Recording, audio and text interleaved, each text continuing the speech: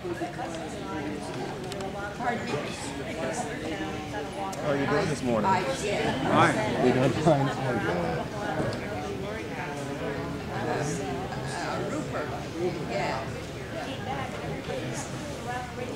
Okay. Now I'm gonna have you just look this way. Okay. First, let me get the correct spelling of your first and last name. My first name is Glen, but I go by Richard Rosenberry. Richard Rosenberry, so it's Rosenberry. Yes. Okay, cool. Let me see. Okay. I want to make sure we get the right size. Okay, Richard, if you could,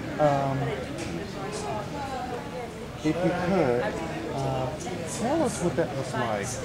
Tell us where were you, and just explain to us that event. Pearl Harbor. Well,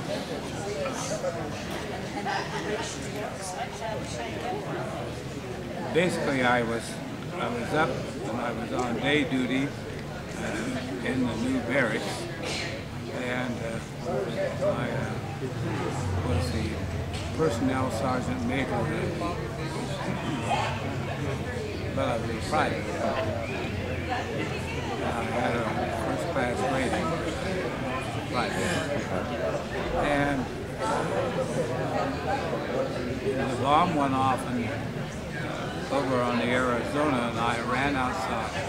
And there was about 5 or 6 people that got outside. We looked over there, but you couldn't see anything except the smoke on top of the ship. And at that time, Japanese planes came over, and one guy waved at us, and I ran up to the Veterans Administration, to the gun shop in the second hangar, and got a gun and a belt of ammunition. They didn't have any belts for the gun, but they just had the machine gun belt. And I went out, and by that time the water was bit, and I crossed the railroad tracks, and I had to go through water, and I got into the yard there where the actually it's the third wing of the courtyard, and I proceeded to fire at the ships, and then I noticed this ship was coming in, and I proceeded to get down on the ground as close as I could, because I knew that we were in trouble. Let me ask you, what was going through your mind when all this was taking place? Because obviously this was a big surprise to everyone on the ground. Well, there wasn't much going through my mind except that I had to get far at that gun, as far as that ship. And that I did. The bomb exploded, and I went up and over the palm trees. They were only 9 or 10 feet tall, but I looked into the second story of the fire department, and from there I returned to the ground, and found out that I was wounded. I had a piece of 3-inch shrapnel that actually measured 2.8 inches. I call it 3. And they proceeded at that time to, I drove this pickup around, and I had picked up this pickup out in front where I was stationed, and it had been shot. So I picked up the wounded fellows and took them to the hospital, and they sent me then down to the main hospital in Honolulu, and I proceeded to get into the car. We got down to the motor vehicle division, and I had to trade that car in for another one because that one was riddled with guns. Wow. I take it you've lost a lot of friends, a lot of close friends in that attack.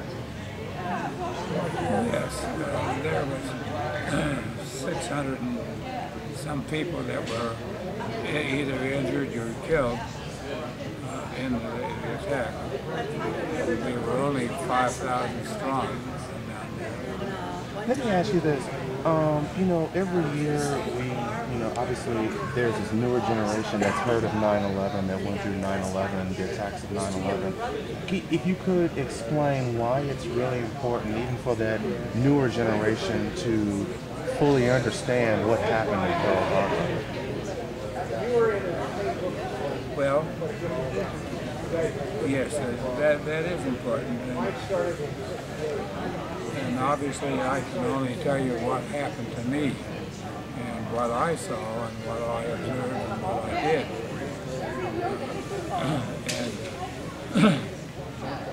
And that was just about the size of it. I was on the 24th or 25th of December, they operated on my leg and took out the middle and passed me back up and made an incision over here on the inside of my leg to get the strap. And then about 10 or 15 days I was back in duty. And at this point, we were already in war. Oh, yeah. We were already in war. Did you see more action in the war after that, or were you kind of sidelined a little bit? No, I saw more action. I became an aviation cadet and was sent back to the States. And that was the end of 1942. And let me ask you this. How did, in your opinion, or just from your observation, how did the attack of Pearl Harbor change the way we as Americans think in terms of going to war with, or even protecting our own people? Well, I don't know. I really don't. I can only tell you what my feelings were and my incidents that occurred. I went to that hospital and got rid of the wounded people that I had on board, and at that time I was getting so weak that I got out of the car, and they then admitted me to the hospital.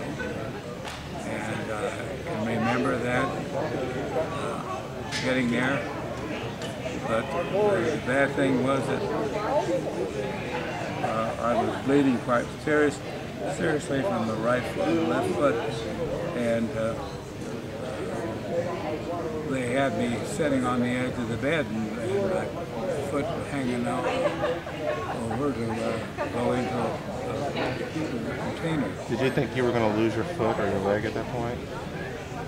No, because it was numb. I didn't feel anything. Let me ask you one last question. Since those attacks at Pearl Harbor, have you at any point in time in your life have ever had to deal with the flashbacks and just the images of what you saw and the things that you heard? Have you ever had to deal with that, personally over the years?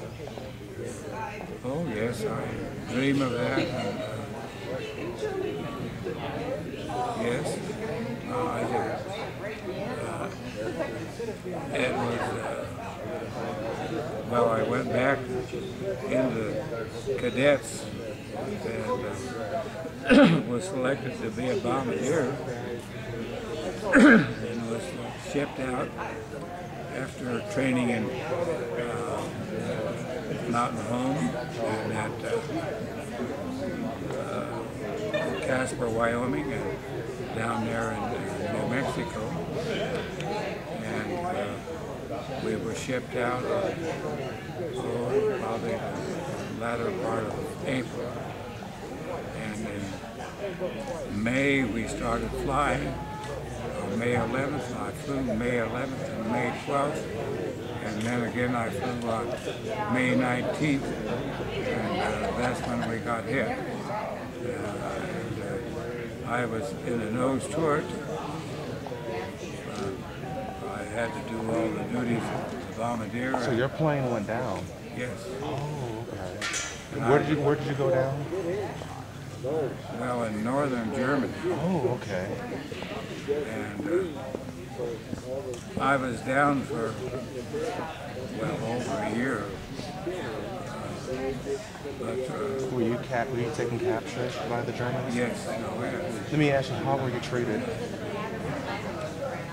So-so. I can't say that I was treated good or bad, but initially when I got down to the ground I had a broken leg, and I had to march over to where the car was, and then they put me in the car, took me out of the car and told me to march down the highway. At that time I felt that I was going to be shot. How long were you in capture with the Germans? Well, about May 9th of 45, I got out. And how were you released? Was that just when the war was over? You were released? Yes. Okay. So you've had quite of an experience between Pearl Harbor and being shot down. Yes.